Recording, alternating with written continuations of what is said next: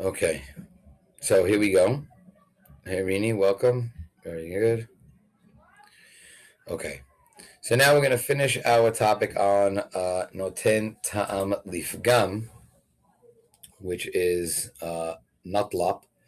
So we're up to source 5. So just a brief summary of what we did last week. Last week we said that Nutlap, Noten Ta'am Lifgam, is only B'di Avad. B'di Avad means after the fact.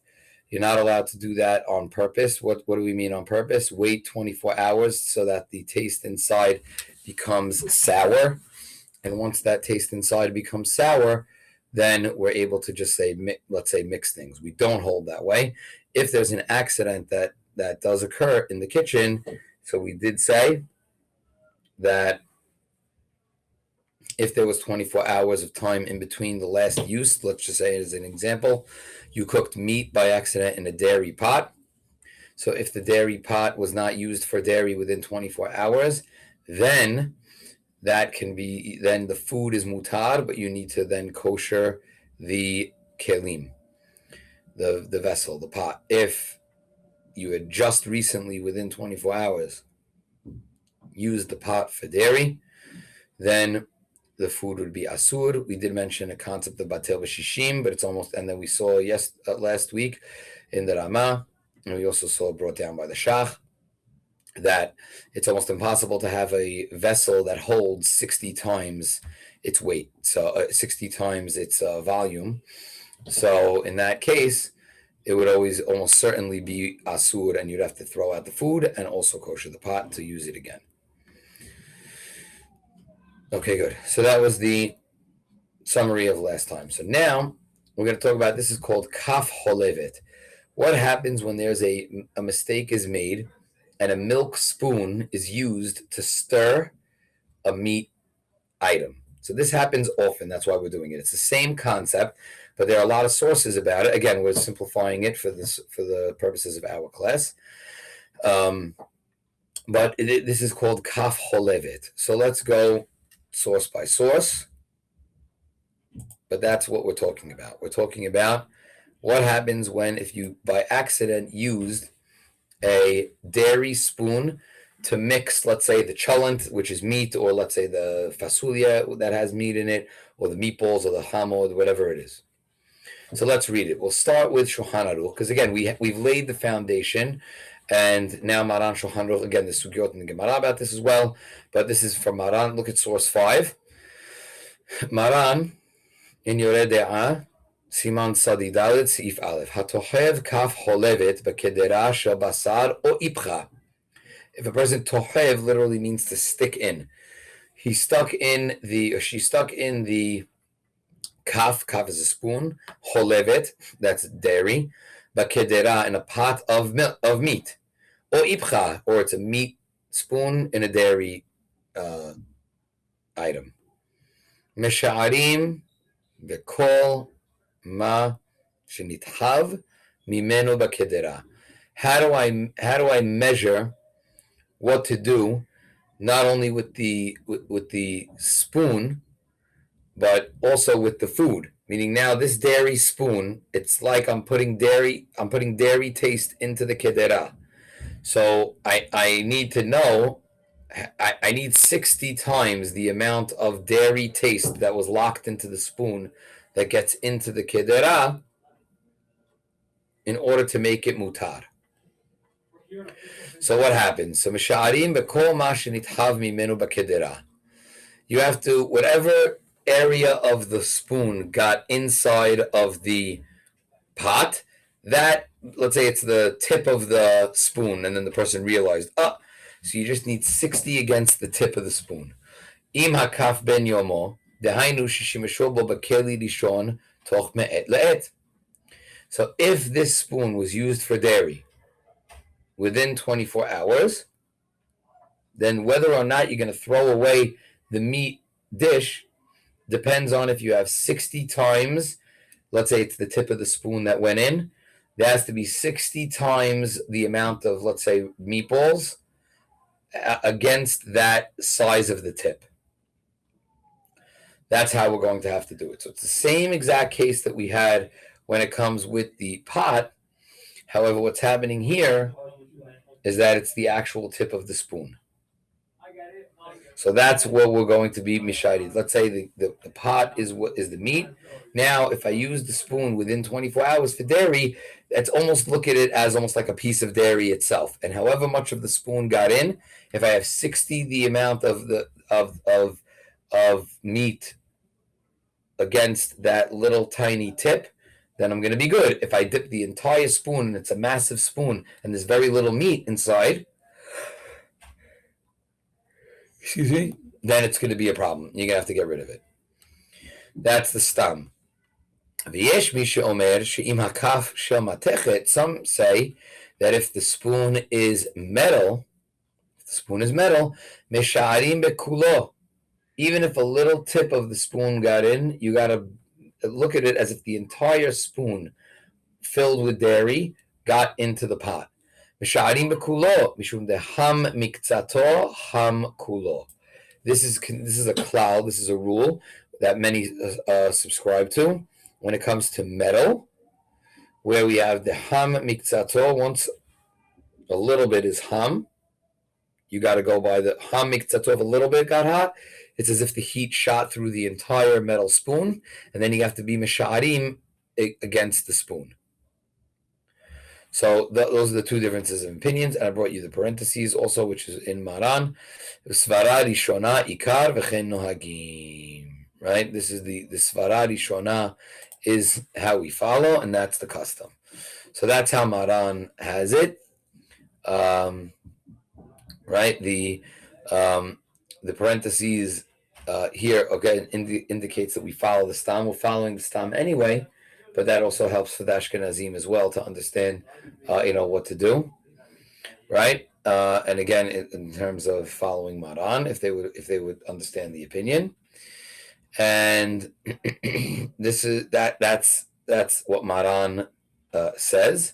And now we'll see what we have for halacha l'maaseh. Any questions on this? Because it could be a little confusing. I have a question. Does it matter if the utensils were used for hot or cold prior? So excellent question, Odette. So we say that if let's say a spoon is only used for cereal, let's say, right? Uh-huh. And then I'm only using it in cold milk. Technically, that spoon should remain part. However, since we do rinse them off in hot water, right, often, we are using it primarily for dairy, there are many that say that even so, that's considered a dairy spoon. Especially since we don't have specific ones that are designated. Meaning, let's say you have service for 16 of little dairy teaspoons. How do you know which teaspoon was never used for dairy? That's hot. Right? You don't know. It went into tea or coffee or whatever. Right. You never know. There's milk in it, whatever. So unless you were so careful that only this spoon was never used for hot ever, then we would count that in that way. But usually, once you designate a spoon for being dairy and you're using it stam, meaning without keeping close track, then we're going to count it as a dairy spoon fully.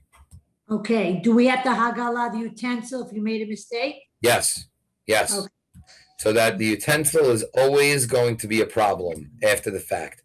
What we spoke about yesterday, I keep saying yesterday, last week was that you're able to save the food in that case. This is all about what about the food.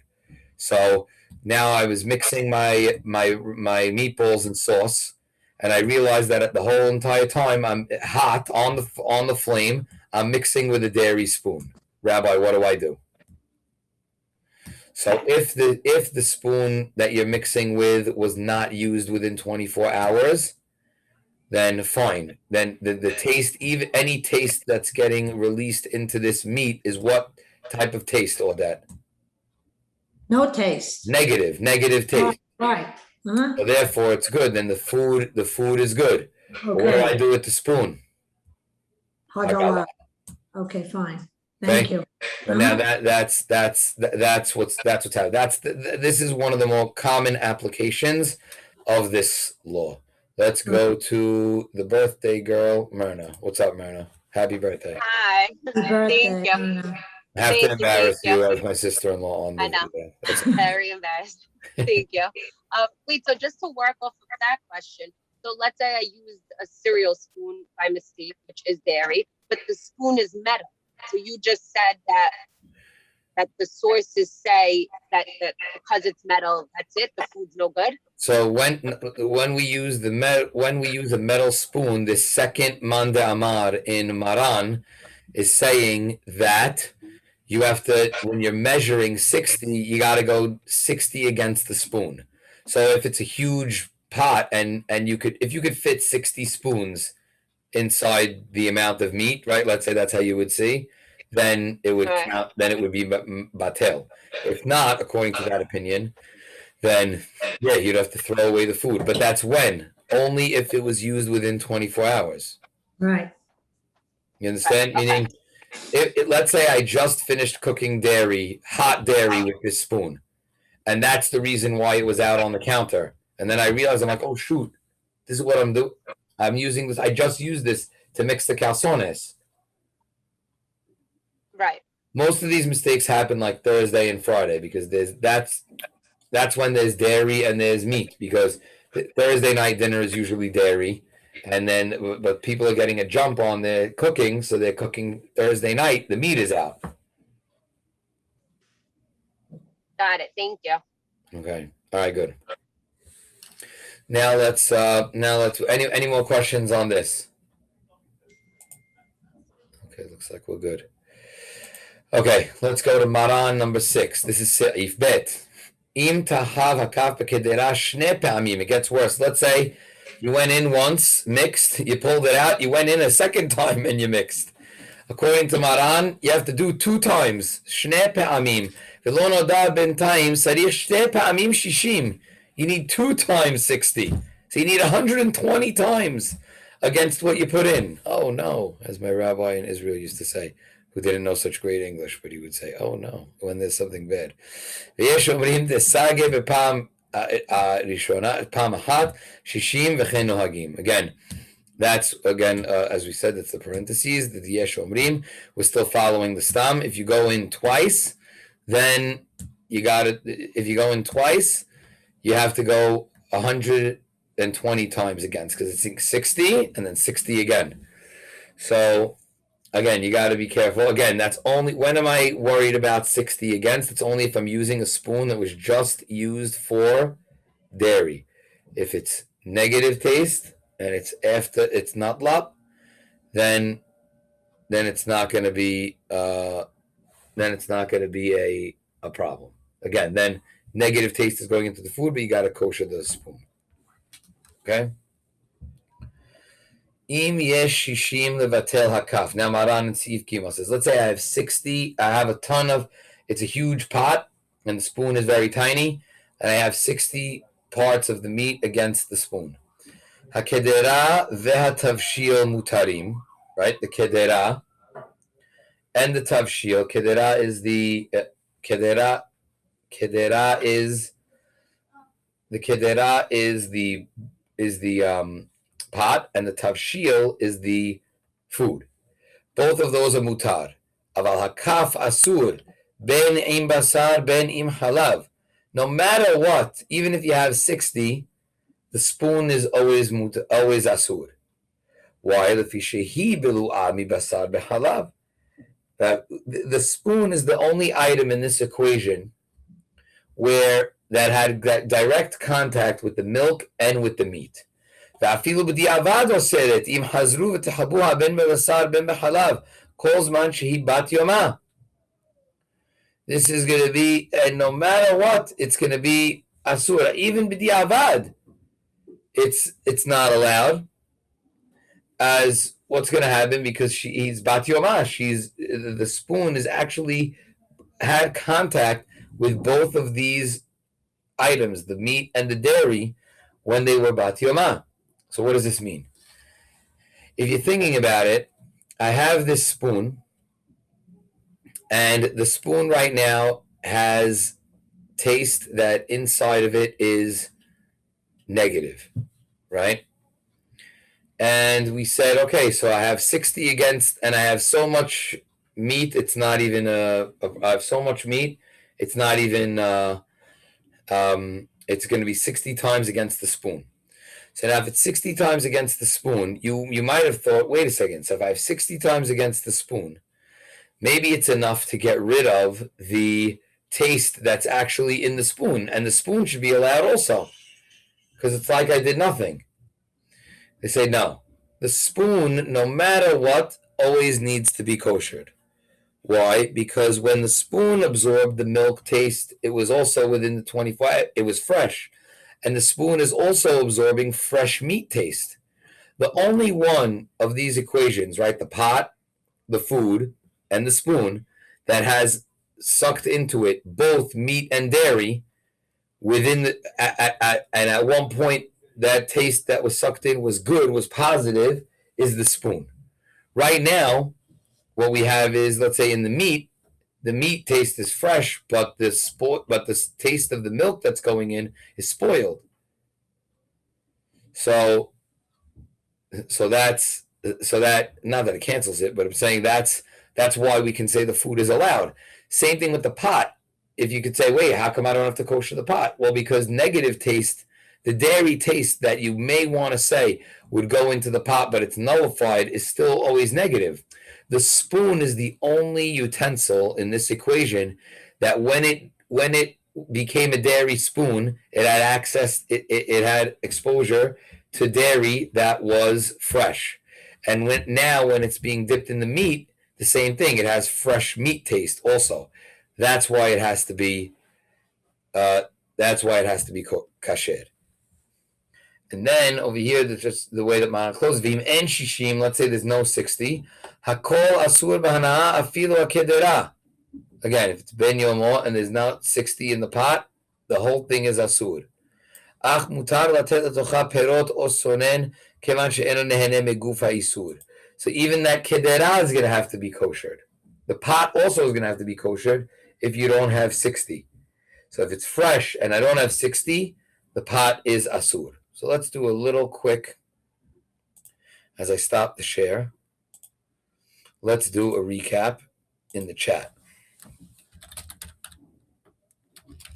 Give me a thumbs up if you could see the word recap. Okay? Good.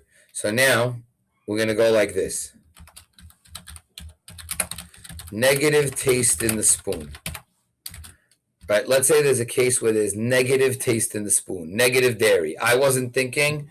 I took a random dairy spoon by accident from the drawer, and I started mixing my kibbeh. Right? So now I have no idea when I use this spoon. Stam kelim enam ben yomo. Whenever I have a utensil and I have no idea, we assume that you used it a long time ago, at least past 24 hours.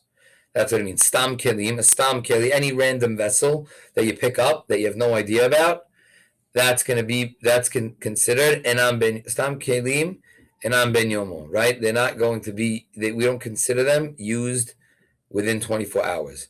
So negative taste. Now what happens? Food is kosher.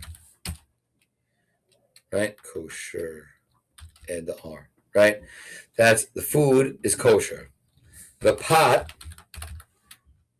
is also kosher. Right? Because not enough, nothing transferred really. It's negative taste. The spoon is NG. I'm going to say needs to be koshered. Okay, so in that equation, everything is good except for what? Except for the spoon. Because the spoon, that's what we just explained. The spoon, when it became dairy, it had positive dairy taste in it. When it was now when we're mixing it with meat, it has positive meat taste. But it's negative. Doesn't make a difference. It's only b'diavad. Everything is b'diavad. The food in the pot, they're only having first exposure to this negative dairy taste now. It was never ever positive inside of it, but with the spoon it was. Okay? Now, let's say there's positive taste. Positive taste in the spoon, which means I used it within the last 24 hours for dairy. Okay, so now let's work backwards. Spoon, that's easy. NG, and needs to be koshered. Okay, that doesn't change. Now, the food and the pot, it's going to depend now if I have 60 parts against it, right? I need it to be a large amount. So now for food and the pot, there are two scenarios. Scenario one, I have 60 times the amount of the spoon. Right, sorry, my meat, I'm going to write it that way. My meat, food, is 60 times the amount of the spoon, right? Then in that case, right, what's going to happen? Because I have, it's positive taste that's in the spoon. Positive taste. If I have 60, then, and only then, are the food and the pot good? And in scenario two, I do not have the 60 times, right, the amount of the spoon.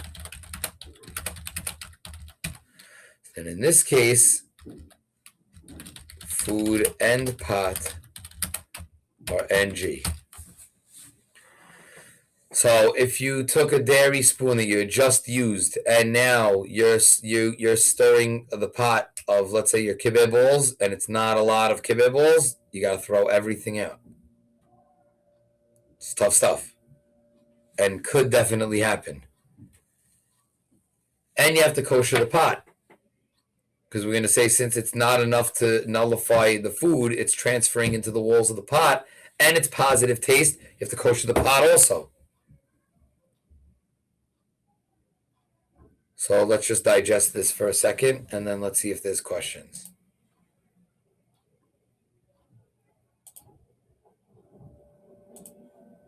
Okay, no question. Any questions on this? All right, I guess it seems good. Give me a thumbs up so that we just know.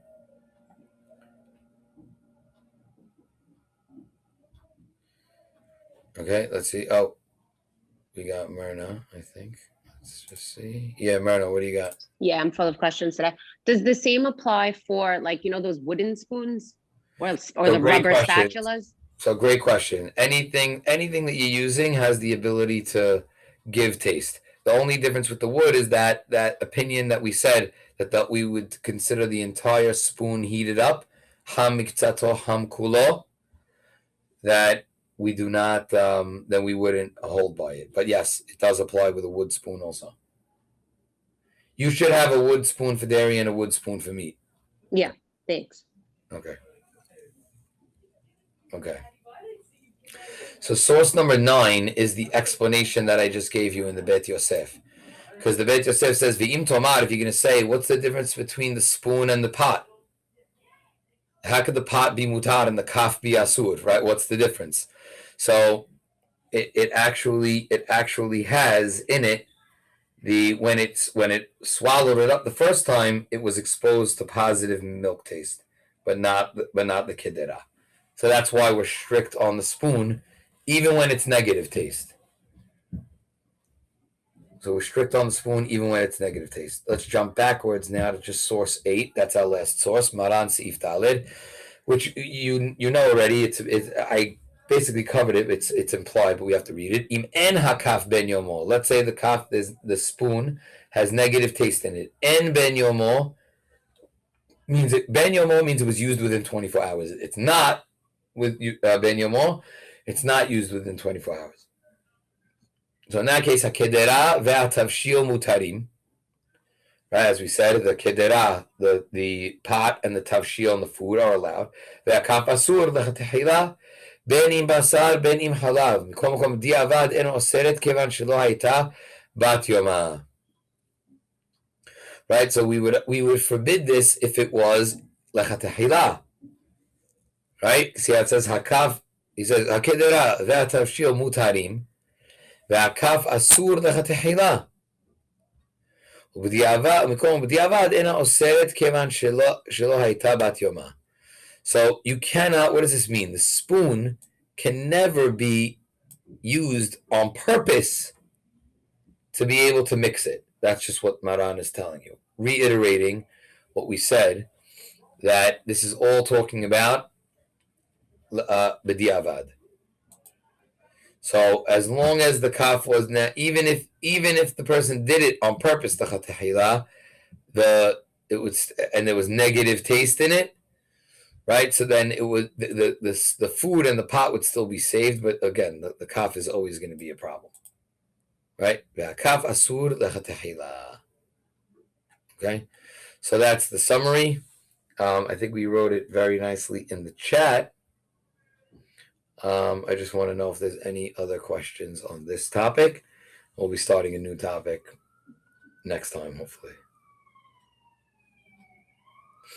Anybody Very else? good explanation. No, good explanation. Okay. I would suggest having your wooden spoon for either hard or dairy or something, not have both, because they're definitely going to confuse it, someone in the house.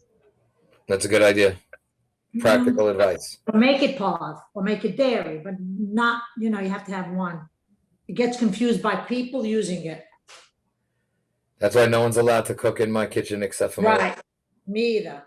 No one's allowed in my kitchen. I stay far away. I stay where I'm able to eat the food, not. Yeah, right. Okay, great. Thank you. All right, everybody. Any other questions? Or we're good? Myrna? Thank you. No, Very good. thanks. Okay, good. All right, guys. Take care.